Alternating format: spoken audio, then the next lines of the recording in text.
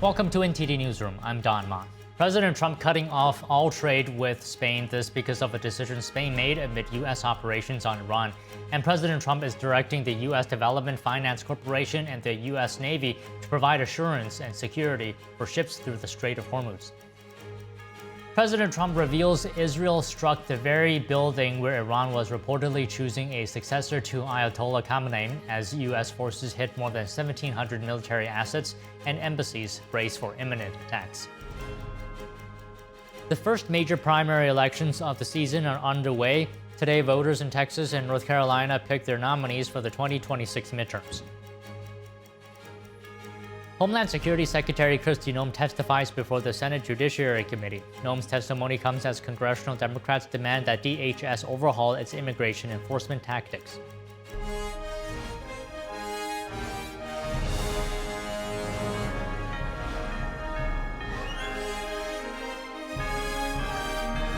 This is NTD Newsroom, live from our global headquarters in New York City. President Trump expressing confidence in U.S. military operations targeting the Iranian regime. In the latest update, he says the U.S. has decimated Iran's air protection and other military capabilities. We're hitting all of their missile stock. You know, they built up all these missiles over the last few years. They had a lot of them. They've shot a lot of them, and we're knocking out a lot. I guess the worst case would be we do this, and then somebody takes over who's as bad as the previous person, right? That could happen. We don't want that to happen. That would probably be the worst. You go through this, and then in 5 years you realize you put somebody in who was no better. So I'd like to see somebody in there that's going to bring it back for the people. And we'll see what happens with the people. Another strike today hit Iran's new leadership, adding a lot of Iranian regime personnel are asking for immunity. Trump praising the U.S. military for doing a great job, saying Iran's Navy, Air Force, and air detection systems are all knocked out. He adds that he doesn't want to eliminate every government personnel like what happened in Iraq in the early 2000s. He says he would like a more moderate figure within Iran who is popular with the people to lead the transition. And in a surprise move, the president announcing the U.S. is cutting off all trade with Spain for how they responded to Operation Epic Fury. And now Spain actually said that we can't use their bases, and that's all right. We could use their base if we want. We could just fly in and use it. Nobody's going to tell us not to use it, but we don't have to. But they were unfriendly, and so I told him we don't want to. Spain has absolutely nothing that we need other than great people. They have great people, but they don't have great leadership. And as you know, they were the only country that in NATO would not agree to go up to 5%. I don't think they agreed to go up to anything. They wanted to keep it at 2%, and they don't pay the 2%. So we're going to cut off all trade with Spain. We don't want anything to do with Spain. The president making the comments while welcoming German Chancellor Friedrich Merz to the White House. The German leader says his country is supporting the U.S.-Israeli mission against the Iranian regime. Trump thanks Merz, saying Germany is allowing U.S. forces to land in certain areas. Trump, however, criticized the UK alongside Spain for not being helpful. The president again voicing his disapproval of the UK's decision to lease the Chagos Islands in the Indian Ocean, which is home to a joint US-UK military base. And President Trump is promising to safeguard the Strait of Hormuz and the flow of oil amid the war with Iran. The shipping lane usually handles 20% of the world's oil, but its safety is at risk during this war. In a Truth Social post just now, the president says he has ordered the U.S. Development Finance Corporation to provide political risk insurance and guarantees for the financial security of all maritime trade. He adds this will come at a very reasonable price and available to all shipping lines traveling through the Gulf. The president says if necessary, the U.S. Navy will begin escorting tankers through the Strait of Hormuz as soon as possible. Trump continues, quote, "No matter what, the United States will ensure the free flow of energy to the world." U.S. forces hitting more than 1,700 military targets in Iran, and Israel reportedly striking a site in Iran where leaders were selecting a successor to Ayatollah Khamenei. NTD's Washington correspondent Jack Bradley brings us more about the war in Iran in Day 4. about the German chancellor in the Oval Office just goes to show how much support that President Trump and Israel are getting in these operations. Now, President Trump from the Oval Office also mentioning reports today that while Iran was picking a successor to the killed Iranian leader Ayatollah Khamenei, Israel struck the building that they were picking his successor in. Now, this just goes to show the strength of U.S. and Israeli intelligence. Central Command now says that it's hit over 1,700 targets inside Iran, U.S. military hitting those targets alone. Now, these are all military targets, including command and control centers in Iran. They're also striking their military headquarters, their missiles and missile launchers. All 11 of their Navy ships in the Gulf have been taken out as well. Israel, meanwhile, is striking similar targets, also hitting Hezbollah terrorists in the north, in Lebanon, who joined in the fight against U.S. and Israeli forces. And earlier, a couple of Iranian drones hitting the U.S. embassy in Saudi Arabia, and thankfully no one at the embassy was hurt as the building was empty at the time. The United States closed its embassies in Saudi Arabia and Kuwait, with the State Department warning of imminent attacks on Dhahran, Saudi Arabia. The U.S. Embassy in Dhahran putting out this statement today, saying, quote, "There is a threat of imminent missile and UAV attacks over Dhahran. Do not come to the U.S. consulate. Take cover immediately in your residence. On the lowest available floor and away from windows. Do not go outside." Now, overnight, new departure orders issued by the State Department for 14 U.S. embassies across the region. They say to leave by any means available due to the emerging threats there. And the U.S. Embassy in Jerusalem now says that it's unable to evacuate American citizens from Israel.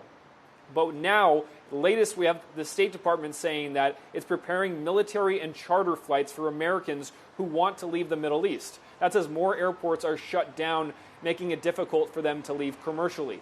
Now, many of the Gulf countries have been taking hits from Iran, many ballistic missiles and drone strikes hitting these countries. And they're thinking about, we're hearing reports that they may be considering a counterstrike on Iran. That's because Iran has been firing at hotels, airports, residences in countries like the UAE, Bahrain, Qatar, and even Lebanon, where their Hezbollah terrorist friends are, and many other countries in the region. The UAE already coming out saying that they have enough munitions to attack Iran and resist attacks as well going forward. Trump has been saying that, building relationships over the past year, maybe putting forward a new strength in partnerships with these countries with a common enemy of Iran. Don. And Jack, how is Congress responding to this? Are they looking at a war powers vote like we heard about over the weekend? Right, so there is a fight in Congress right now. Congressman Thomas Massey and Ro Khanna say that they want to force a war powers resolution to the floor this week. If passed, it would limit President Trump's authority to conduct these strikes. But those in favor of the president say that he's following the law. Take a look. Clearly, this is a war of choice, not a war of necessity.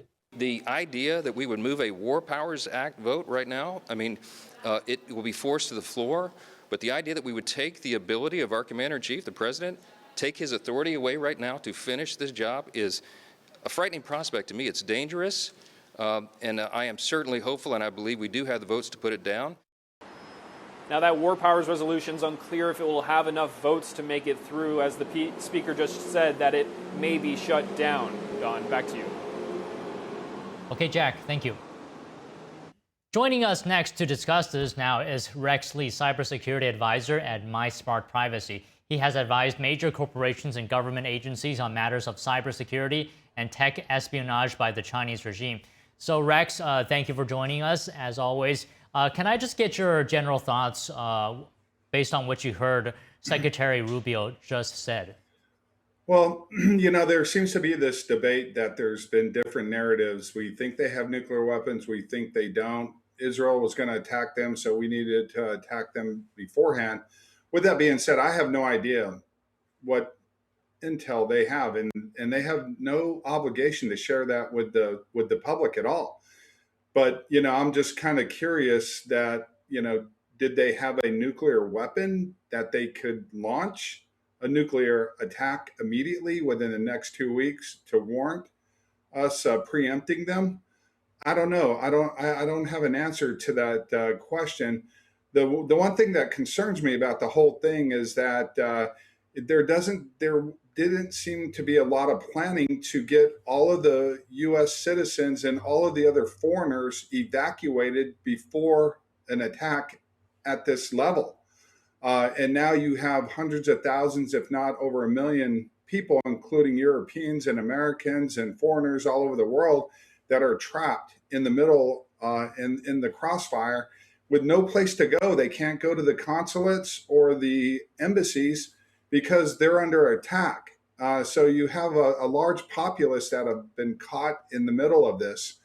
And I don't know if that was, I would think that unless it was imminent that they had a nuclear bomb and they were going to set it off, I would think there should have been more planning to have evacuated everybody out of the war zone before they launched these attacks.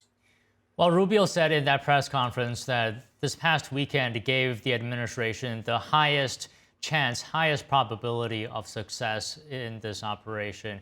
But the actual question I wanted to ask you to talk to you about today is that the Financial Times reports that Israel hacked into Tehran's traffic camera network in order to determine the whereabouts of Ayatollah Khamenei and then other top Iranian officials as well before carrying out this assassination. So your thoughts on this reported cyber operation? Anything you can tell us? Yeah, it's probably based on the same technology that Palantir is using. It's a platform that's attached to any connected product, whether it's a cellular phone, computer, connected product, the camera, security system, environmental system, anything supported by Android, iOS, and Microsoft Windows is connected to what's called an ad tech global platform for advertising. This is the platform that can send a targeted advertising message to you anywhere in the world, whether you're at home, on your bike, in your car. Now, for consumerism, that's a great feature because the ad can find you anywhere else. For use for military is that you can gain access to the camera, the microphone, and the accelerometer for audio, video, and physical surveillance. So they were able to gain control of these cameras because probably they are supported by software that is supported by Android, iOS, or Windows. And they were able to get into these cameras. And because of all of the facial recognition, a lot of people don't know this, but for well over 10 years, maybe 15 years since Android, iOS, and Windows operating systems hit the market, these tech companies were already making what are called identifiable digital DNA profiles of each user. So all of your data rolls up into there, including your biometric data. So in this platform, for instance, when you're talking about tennis shoes or food and you want to, and suddenly you start getting those ads, that's what's happening here. Your identifiable DNA profile pops up, the subject matter pops up, the algorithm sends it out to advertisers. It's the same thing with these cameras. If that camera is looking at somebody in a car, like somebody, one of the mullahs or the leadership in Iran, and they're a target, that camera can then use that digital DNA profile on that person, because I'm sure during that period of time they've used a tablet, a PC, or a smartphone supported by Android, iOS, and Windows. That their digital DNA profiles are in there, and they would know exactly who these people are and where they're going. Over time, you can watch them go to and from work, and through predictive analytics, they can actually predict when they're going to be somewhere or where they're not. Now, because they use biometric information, they've been collecting your voice prints.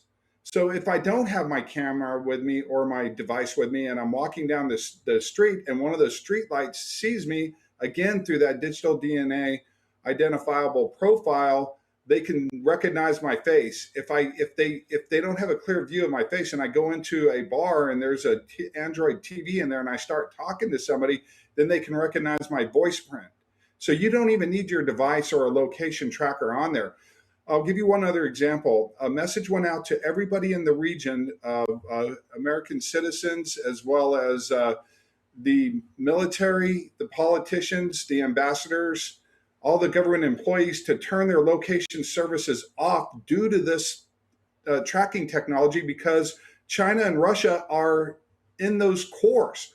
Their apps like TikTok, Tencent's WeChat, Baidu, Wild Berries from Russia, Google distributes all those and they make advertising money off of that. So they too can weaponize this technology and track people the same way that Palantir's tracking people. And oh, by the way, you can be tracked by multiple digital signals aside from the GPS. So turning off your GPS alone isn't going to protect you. It's like the targeted ad. You turn it off and you still get the same ads recording your conversations, because you can be tracked by Wi-Fi access points, near field communication tags, cellular triangulation, Bluetooth. They can track you multiple ways. They don't need you hooked up to the satellite to track you anymore. Okay, so does that, I mean, just speaking from the US's perspective then, the US has a lot of adversaries, right? So could China use these technologies to hack into the US surveillance systems? You know, everybody keeps thinking we're at war with Iran. We're not. We're in a proxy war with China and Russia. You know, you wonder why we decapitated the leadership and nobody's there. Nobody's in charge. Yes, there are people in charge. I haven't heard a single analyst ask this question. How many Russian and Chinese military advisors have been and always are in Iran coordinating these attacks? I don't think these attacks are just coming from Iran. I don't think they're coming from the Republican Guard only. They have military advisors in country from these other countries. They always have. That's been noted. They're a proxy nation to China and Russia. Okay, so what gives the U.S. superiority in this area, in technology and surveillance, compared to other countries? You know, the level, the field of play has been leveled due to our relationships, our tech relationships with these Chinese app developers. In the United States today, we have a law called the Protecting Americans from Foreign Adversarial Controlled Applications, which was upheld by the Supreme Court last year, banning Chinese and Russian apps from our phones and our computers. Yet today, they are not enforcing that law because of relationships with companies like ByteDance, Tencent, Baidu. They're making, if not hundreds of billions, trillions in targeted advertising.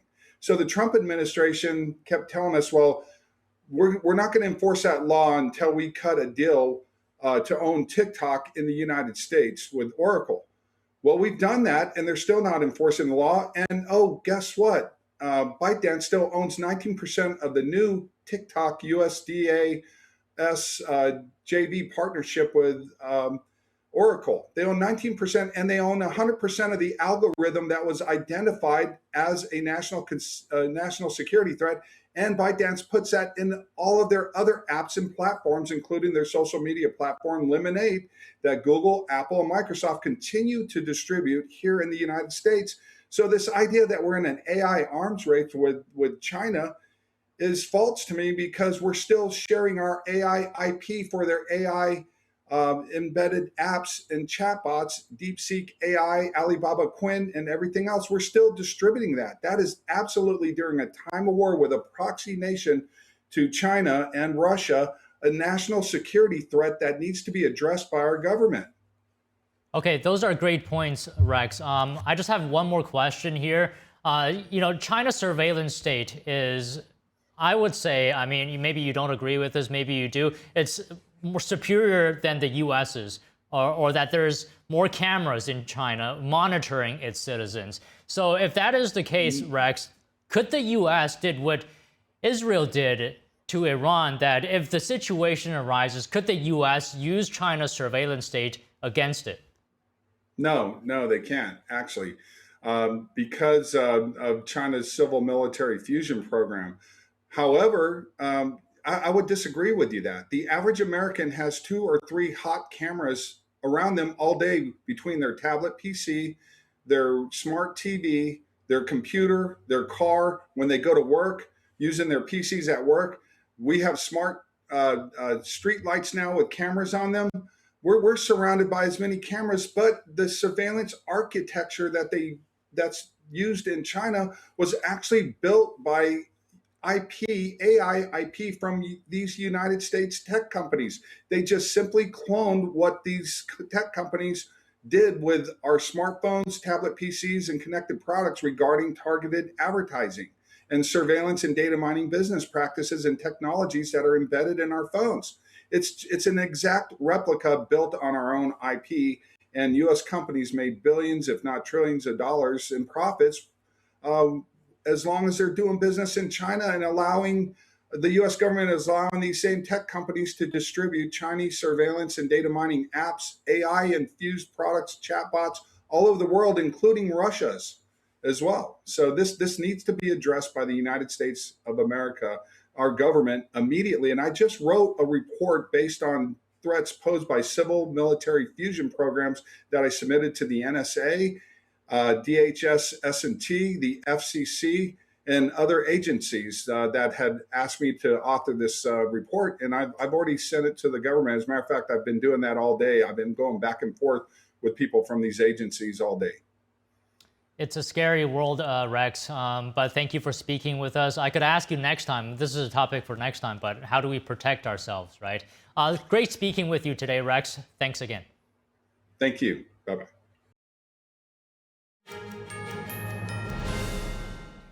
Voters in 2 southern states are headed to the polls today as North Carolina and Texas hold the first major primary races of this election season. NTD's Melina Weisskopf breaks down what to watch for. The top race to watch tonight will be for a Texas Senate seat. There are competitive races on both sides of the aisle, but for the Republicans, it will be even closer. You have 4-term incumbent Senator John Cornyn up against Texas Attorney General Ken Paxton. They're both vying for the Republican nomination. President Trump has said good things about both candidates, but endorsed neither. Right now, polls show Paxton is leading. They have advantages, huge financial advantages, and their thought is the people of Texas won't really have a choice. We will go out and tell everybody that John Cornyn loves Donald Trump, which he does not.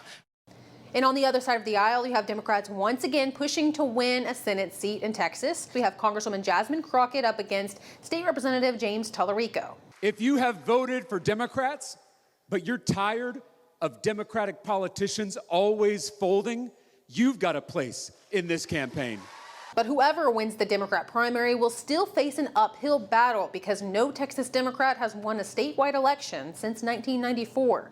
There are also a few House races to keep an eye on, notably where Democrats might be more vulnerable after redistricting. One example is Texas's 34th district. You have one Trump-endorsed candidate, Eric Flores, competing against former Congresswoman Mayra Flores for the Republican nomination. They're vying for a chance to unseat Democrat Vincent Gonzalez.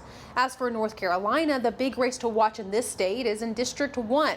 5 Republican candidates are competing to take on Democrat Don Davis. He already had a tight win 2 years ago in a Trump-won district. Though Don Davis is uncontested on the Democrat side, Republicans have made this race more competitive through redistricting. Polls close at 7:30 in North Carolina, closing at 8 and 9 p.m. in Texas. Reporting from Washington, D.C., Melina Weisskopf, NTD News. For further discussion on the Texas primaries, joining us now is Mike Leon, lead anchor of the Legal Podcast Network and host of the Can We Please Talk podcast.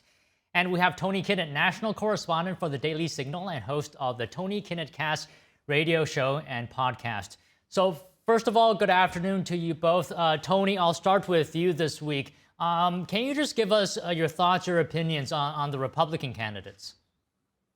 Well, I think so far I'm a little bit unhappy to see Ken Paxton leading. I would really rather have Wesley Hunt in Texas. I think he's far more put together as a representative. He has a very excellent record. I think he's much more well-spoken as well as driven on issues culturally and economically than perhaps Cornyn is. Ken Paxton has more baggage than a cheap taxi outside LaGuardia. So I'm not entirely sure what exactly that's going to do for Republicans. In North Carolina, it's a bit more of a toss-up, and I'm going to hold my tongue, although there are a couple of candidates there that don't embarrass Republicans. And that's really the goal for 2026 midterms. You don't want to nominate a Carrie Lake, who's a bag of, crazy peanuts. You also don't want to nominate an ancient person of the establishment class who's seen as out of touch. So it's a very small eye hole of the needle to thread here for Republicans. All right, Mike, let me go to you now. What do you think about the players on the Democratic side? Yeah, good to see you guys as first. I can't believe Tony set that low bar of don't be crazy as a bag of peanuts. It shouldn't be that hard of a hurdle to clear, you would think. On the Democratic side, you would think. On the Democratic side, Don, I've had Jasmine Crockett on my show a few times.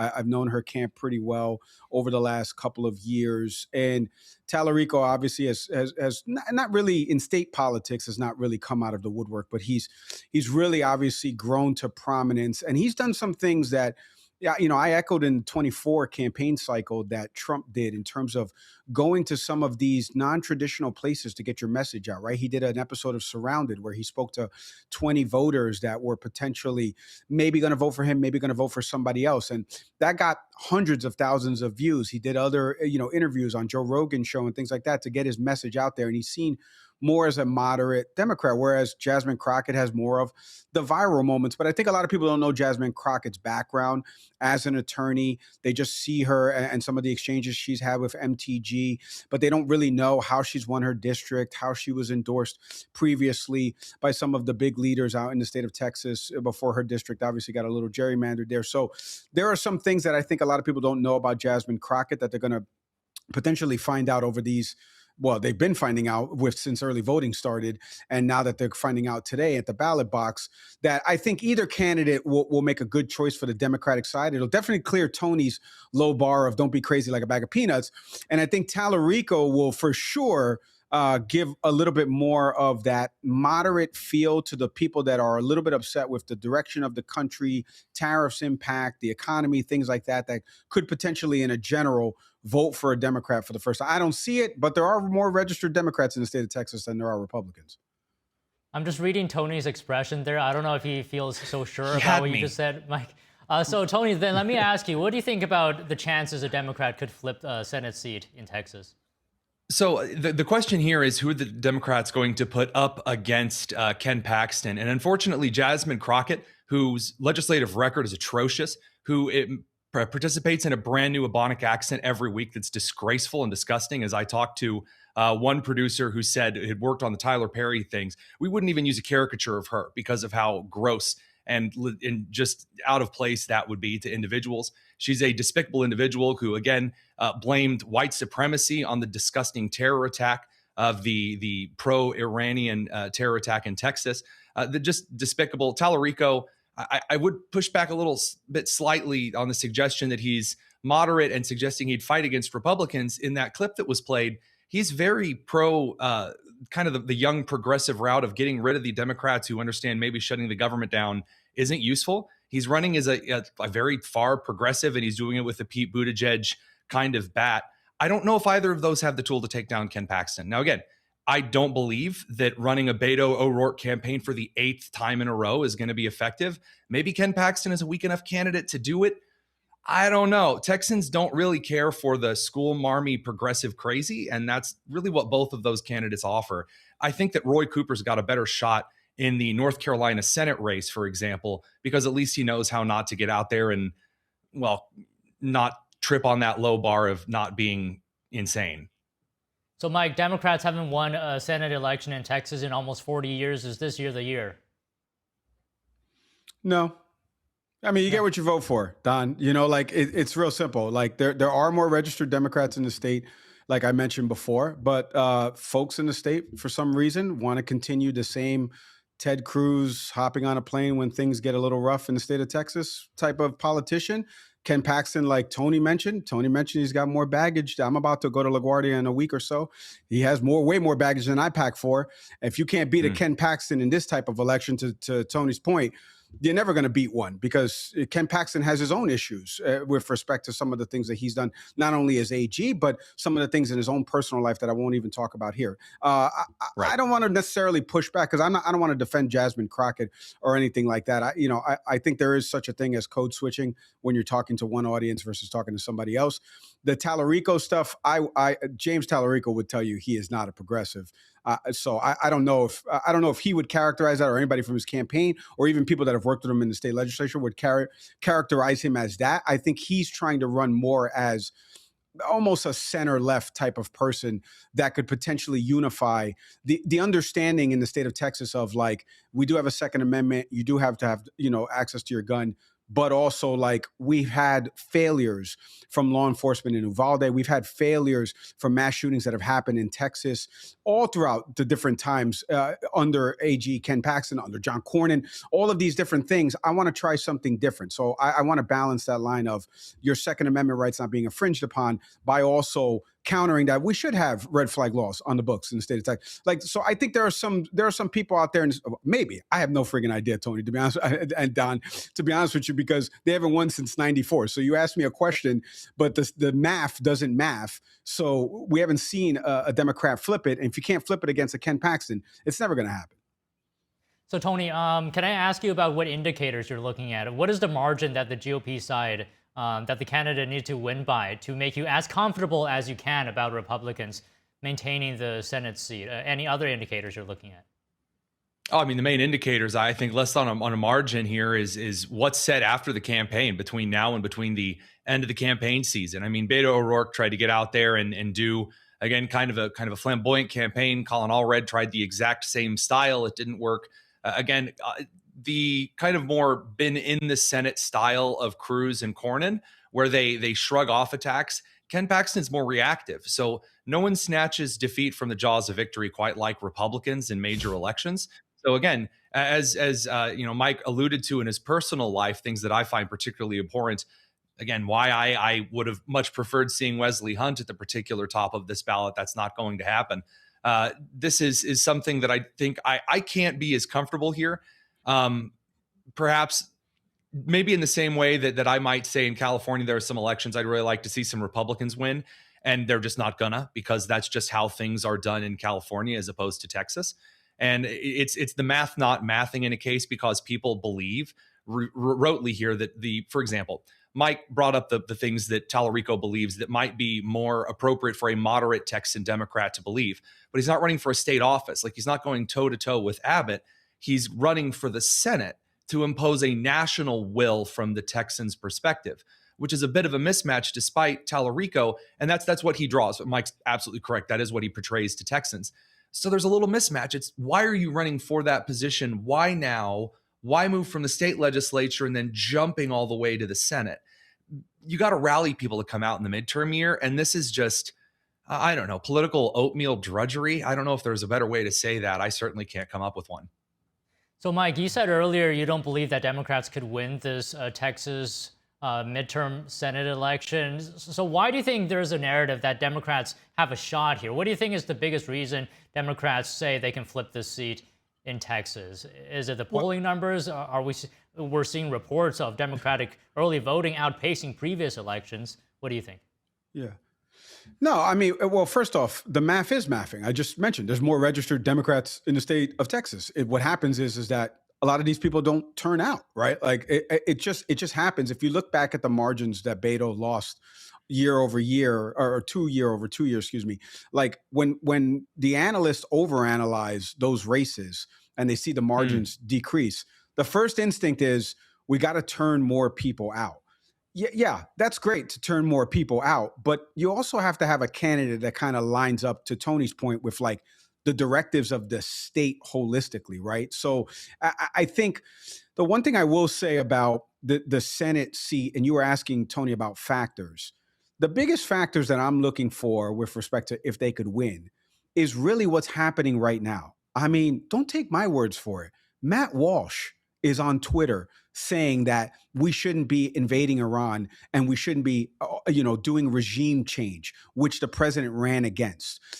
Tariffs, and the Supreme Court just weighed in on tariffs. And I mentioned to you that Federal Economic Bank Reserve New York a study in February of 26 found that Americans are paying on average $1,000 to $1,300 more because of the impact of tariffs. So it's the economy. Now I'm putting troops in harm's way. The president has classified this as a war. We don't know what's going to happen over these next 6, 7, 8 months. But if we were taking a snapshot in time right now, which is what polling is, everyone would be on board of saying, like, President Trump campaigned on no new wars, and he started one, according to his own words, and the economy is not getting better, and tariffs are impacting American households.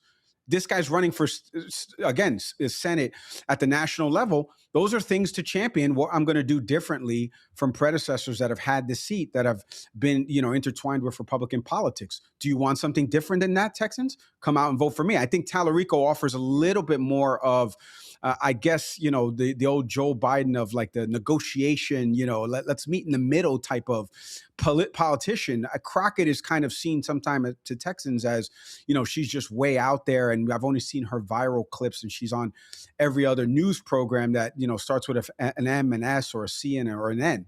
And I think that's the thing. Like, they don't know as much about Tallarico, right, but when they see him, they know he's steeped in local politics.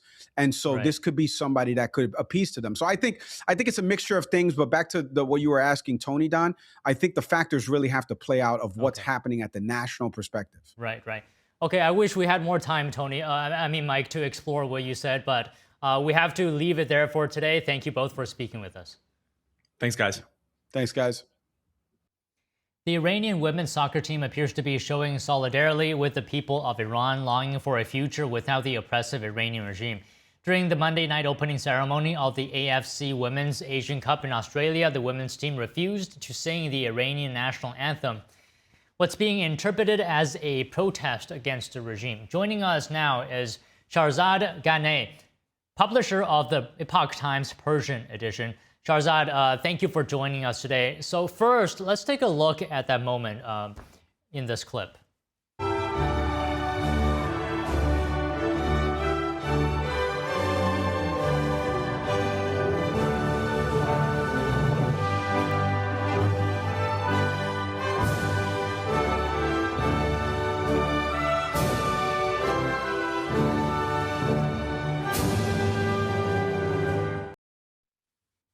So, Shahrzad, how do you interpret this move? And tell us what the history behind the current Iranian national anthem is.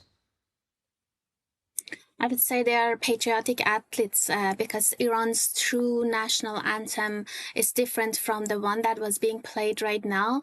This is the Islamic Republic anthem. It's nothing, no element in this anthem is Iranian. There's nothing patriotic in it. It's just for the Islamic Republic that they made it after the revolution in 1979. So it's the Iran's true anthem is what is called O Iran, which is unlike like royal anthems. It's not tied to monarchy or the like the Shah's times. The O Iran anthem, which collectively Iranian think should be considered as national anthem, it expresses deep love for the homeland, national pride, and resistance against foreign domination. So and this anthem, although it's never been officially designated as Iran's national anthem or a permanent one, even before 1979, it's widely embraced by the Iranian people, by the public, and over the months, recent months, Iranian people are singing that one as actually over many years, decades. They're singing it as the Iranian's national anthem. So they are showing that we do not believe that this anthem of the Islamic Republic is something that Iranians should sing. Okay, so along with your explanation, I can understand why the women's team wouldn't want to sing along. But does this kind of silent protest on the world stage pose any risk at all to the women involved or their families who may be back home? Yes, definitely. Even in the past, there have also been instances where sports team or there were individuals, the athletes, that they try to resist the compulsory and non-human rights-based regulations and rules that are imposed by the Islamic Republic. But we know that each time they faced serious consequences after they returned to the country, or I would say they often were contacted, they were threatened, they were forced to sign pledges, or they would give coerced confessions. They had to do that. They were pressured into complying with the official regulations by the Islamic Republic. This time, however, looks like after after killing more than 40,000 people in Iran. And as President Trump also stated, people in the street, that they were shot by like snipers.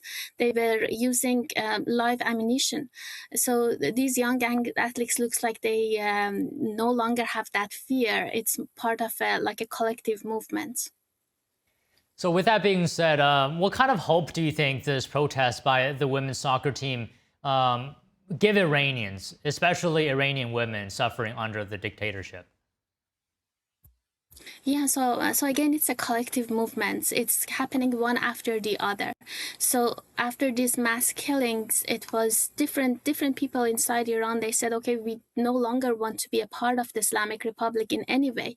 Like celebrities came out and say, we don't want to play any role in any movie or any series that have relations to the Islamic Republic that is being funded by the Islamic Republic. So they came out, they spoke up, and now we see athletes are doing the same things. We see a lot of Iranian people inside the country are risking their own life, their own freedom, their own families even might be contacted. So it's a part of the collective movement, I would say, that a lot of Iranians are coming out and showing in one way or the other that we are not with the Islamic Republic. We do not support them. So Shahrzad, can we just take a look at the future of Iran here? Based on what's happening right now, the situation in Iran, practically all of the top leadership of Iran has been taken out. And the president of the United States is urging the Iranian people to take back their country and choose their new leader. So talk to us about this from the perspective, what do women in particular have to gain from a free Iran? Well, so far, women inside Iran have been under the Islamic rules. I would say not just Islamic, because Islamic Republic is not just about being about Islam. It's a combination of Islam and very leftist ideologies, like mix of the original idea came from Sayyid Qutb, which was a mix of Islam and Marxism to some extent. So women has lived under this regulation and rules for so many years. There's they have to wear hijab. They have had to wear hijab for so many years, for 47 years. They had the freedom before that, before the 1979 revolution, and which this is a kind that they do not believe in. You know, Iranian people are not this type of jihadi people. This is not the ideology they believe in. It's just that the current Islamic Republic is imposing these rules on the Iranian people. For the future, for sure, Iranian women would gain their freedom. They can select what to wear, how to present themselves in the society, and then there are for sure limitations in society for them, and for sure all of them will be gone. So Shahrzad, I just wanted to say, you know, sometimes it's extremely hard to believe it's the same country when you see the photos of Iran before the 1979 revolution and afterwards, Shahrzad. Yes, absolutely. Before 1979 revolution, Iran was a free country. When sometimes it was called the Paris of the Middle East. People were the society was developing very rapidly under Mohammad Reza Shah. He was a patriot, and he was trying to make advanced development in the country, from infrastructure, you say, to giving women's a lot of rights, right to vote, right to have the same human rights, the rights as a man has in the society. So it was completely different. But then we know what happened after 1979, that the Islamists, I would say jihadists, took over the country. So probably things would go back to the same after the regime change. But more than that, it's for Iranian, what really matters is that they want to have their dignity back. Right now, if you ask an American, say, okay, we're talking about Iran or Iranian people, what would they assume is that, oh, Iran is an evil country. They are jihadis, they hate Americans, which that's not true. Like none of the Iranian people, I would say none, because still some might live by that ideology that for those who are have ties with the Islamic Republic. But in general, Iranian people love Westerners, love American people. They want to host them into their country, and this is such a contradiction with what the image is and what the truly Iranian people, who they are. And we're talking about a country that has like 2,500 years of civilization, monarchy, and the country stayed together, was always unified. We're talking about such history, and this history is being like and these Iranian people have lost their dignity, and this is something that they're seeking to get it back. So just final question, Shahrzad. You said earlier that the Iranian people just want their dignity back. Is that the biggest thing that the people are looking forward to if we see a free Iran? What do you think people want the most? Well, that's just a part of it. That's just a part of it. What they mostly want is the free Iran with no rules from the Islamic Republic, with no, the Islamic Republic ruined the environment. They brought corruption to the system. They started fighting all countries, like Western countries. Even right now, we can see their neighbors. They are even sending missiles to the neighbor countries without any specific reason. What Iranian right now want, they want to have peace with the world. They want to just get away from China. Right now, you see how dominant China is on the Islamic Republic, on Iran's oil. So they don't want to sell the oil to China with like $30, $40 discount per barrel. This is insane. So all of this, like, they want to go on track and live a normal life, having a normal life like any other countries. And they say we deserve just to have a normal life and to have a peaceful relation with all countries, especially with Western countries. They wanted to be allied with US. Okay, well said, Shahrzad. Thank you for joining us today. Okay, thank you for having me.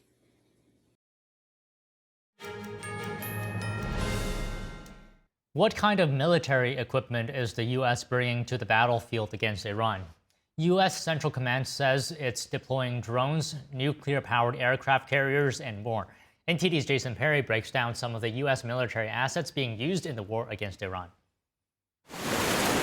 The United States military has brought out some of its best assets in its war against Iran. Shortly before the war started, President Trump ordered multiple aircraft carrier strike groups to the Middle East, including the USS General R. Ford, a nuclear-powered carrier that only needs to refuel once about every 25 years. And while it may not look like many sailors are on the ship, over 4,000 personnel are on board, and it has been out at sea since June 2025. And the short runways on top of the carriers have been busy in recent days as fighter jets land and take off in 24-hour operations. The USS Ford is designed to carry about 75 aircraft. And in support of these fighter jets, the U.S. is deploying refueling tanker aircraft, which allow the fighter jets to refuel in the air and continue their missions. Other aircraft in the war against Iran are being used for airborne communication relay, and they would likely take off from U.S. bases in the Middle East. One aircraft used for communications is the E-11 Alpha, which looks like a normal civilian plane, but essentially functions as a low Earth satellite to help pilots and other service members communicate with each other. And for the first time, the U.S. military has used one-way attack drones in combat, which were likely launched from a U.S. base in the Middle East. The Lucas drones, which are said to be a low-cost kamikaze-style aircraft, were actually modeled after an Iranian attack drone. The U.S. is also using other drones in the war against Iran, including the MQ-9 Reaper, which is larger than the Lucas drone and serves a different purpose. It's designed to stay in the air for extended periods of time to conduct surveillance and is also capable of launching precision strikes. And on the other hand, the U.S. has deployed counter-drone defensive systems. And continuing on the defensive side, the U.S. is using a multi-layered missile defense system, including the Patriot, which is used to intercept missiles, drones, and other aircraft. The United States Central Command says there are other special capabilities being used in the war against Iran, but they're not able to make public. Jason Perry, NTD News. While operations on Iran are underway, Israeli Prime Minister Benjamin Netanyahu visiting an Air Force base in central Israel today. We continue to strike Iran with force. Our pilots are over the skies of Iran and Tehran, and also over the skies of Lebanon. Hezbollah made a very big mistake when it attacked us. We have already responded with force, and we will respond with even greater force. The Prime Minister is providing an update on the fourth day of Operation Roaring Lion, or what the U.S. calls Operation Epic Fury. Netanyahu tells the Lebanese government and people to protect themselves against Hezbollah, saying Israel will continue to do what is necessary to protect itself. Israel also warning residents of more than 80 villages in southern Lebanon to evacuate. This comes as the Hezbollah terrorist group says it was ready for an open war with Israel. Netanyahu is appearing alongside Israel's defense minister and chief of staff at the Air Force Base. Congress is pushing for a vote on the War Powers Resolution. Joining us now is Jonathan Houlihan, attorney specializing in national security law and a veteran of both the Iraq and Afghanistan wars. He has expertise in international law, kinetic targeting, and intelligence. So, Jonathan, good afternoon. Now, first, President Trump today gave some insight, giving insight into what led to these strikes on Iran. I have a clip. Let's watch it. We were having negotiations with these lunatics, and it was my opinion that they were going to attack first. They were going to attack. If we didn't do it, they were going to attack first. I felt strongly about that. So if anything, I might have forced Israel's hand, but Israel was ready and we were ready, and we've had a very, very powerful impact because virtually everything they have has been knocked out now. So, Jonathan, Trump says he had to attack first. What does this mean for any potential war powers resolution that Congress may be taking up? Well, I mean, when you look at the war powers resolution, it really is a reporting and a consultation statute. He's required to report to Congress within 3 days of introducing troops into the conflict, but at the end of the day, he's commander-in-chief under Article 2 authority. And even if it weren't a sudden or imminent attack, I think the strikes that he has taken on not only Iran, but their proxy networks, I mean, this transcends multiple administrations, going all the way back to President Bush, President Obama. They struck these Iranian-backed proxy groups, you know, Kataib, Hezbollah, other Shia-backed militia groups of the IRGC, Quds Force. So even if there was or was not intelligence to suggest an imminent attack, it was well within his Article 2 authority to do so. Now, the War Powers Resolution, I agree with Speaker Johnson. I mean, it is a little bit too soon to introduce any kind of restriction on the president as commander-in-chief. So that's why he's commander-in-chief of the armed forces. He has a duty and responsibility to protect personnel, territory, vital interests, the Straits of Hormuz. All of these things are in America's interest, and that's why these attacks have been taking place. So, but the Article 1 of the U.S. Constitution gives Congress the power to declare a war, right? And even President Trump has called it a war. So what is the legal argument then for the president exactly, his authority in this war? So, I mean, I think just by historical precedent, when you look at all the strikes on the Houthis in Yemen and all the other Iranian-backed Shia militia groups all throughout the Gulf, even Soleimani. I mean, we took out Soleimani in 2020. He was the head of the IRGC outside of Balad, or the Baghdad International Airport, under the logic then was Article 2, but also the authorization of use of military force from 2002, because they were supporting forces in the fight in Iraq. So the argument is to call full-fledged declare war. That is a congressional authority. While I do agree with that, it's not been the historical precedent for these short duration strikes to protect American interest in the region. So while there is a place, obviously, for Congress to declare war under separation of powers, he's commander-in-chief of the armed forces. So it's a delicate balance. And I think the president's doing everything possible, again, to protect the lives, property, interests, the freedom of navigation operations in the Gulf. All of those things are in consideration and fall under that Article 2 authority. So let me ask you this. Secretary Rubio said yesterday that there is no law, actually, that requires the president to notify Congress. I didn't really understand what he meant by that. Maybe you can elaborate a little bit. I think maybe what he was talking about was in advance of attacks.